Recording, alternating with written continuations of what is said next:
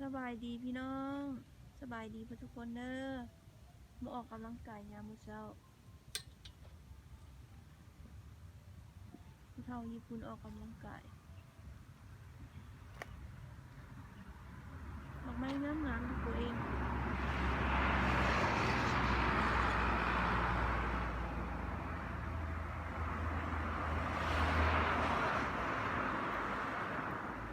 สบายดีพี่น้องวันนี้เราพบกับสองน้องกันอีกแล้ว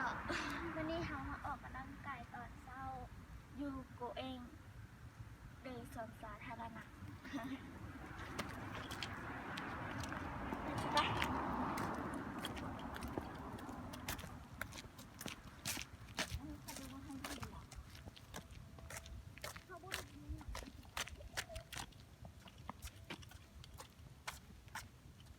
ตัวนั่งทำมา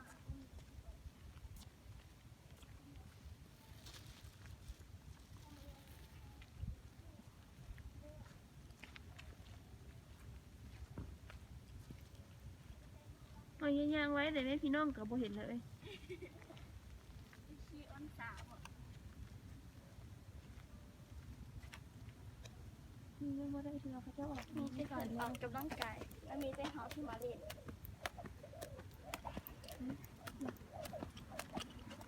ไปมาพี่ทานี้ยังบดันไปด้วยนะ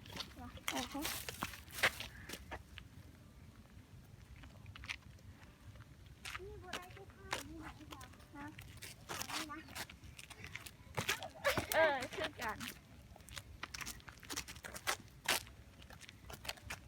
มีแต่บอลปิดเพราะว่ามีพญา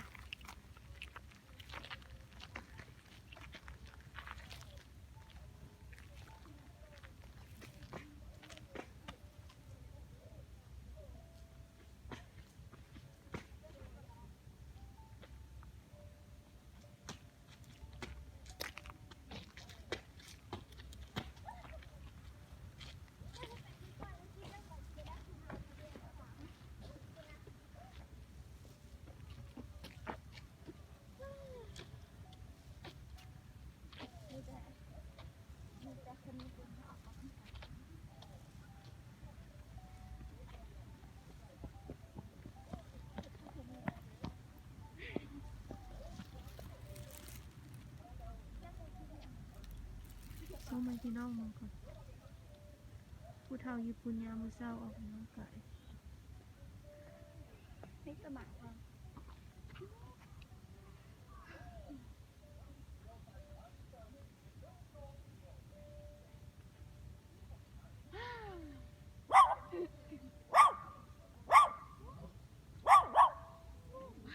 ย่าน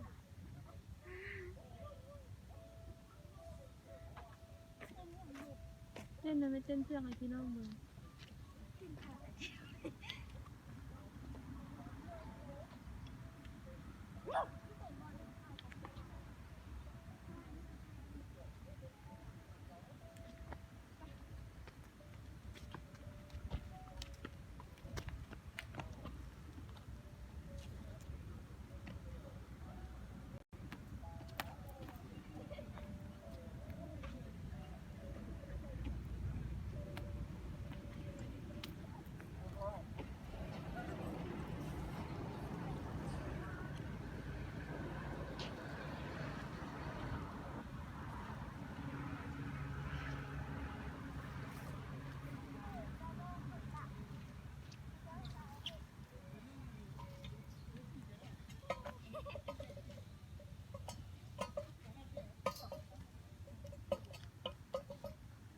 ดอกไม้งามๆพี่น้องงามอีหลี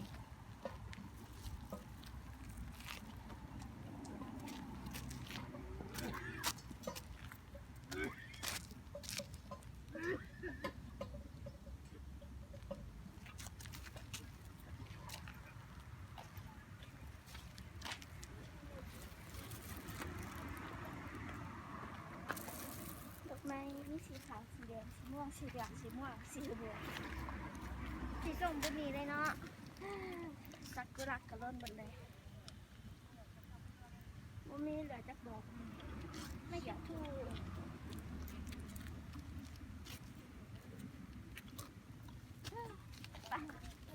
ที่ขอบคุณป้าพี่นาไปดูไอ้จักนี่เห็นไหม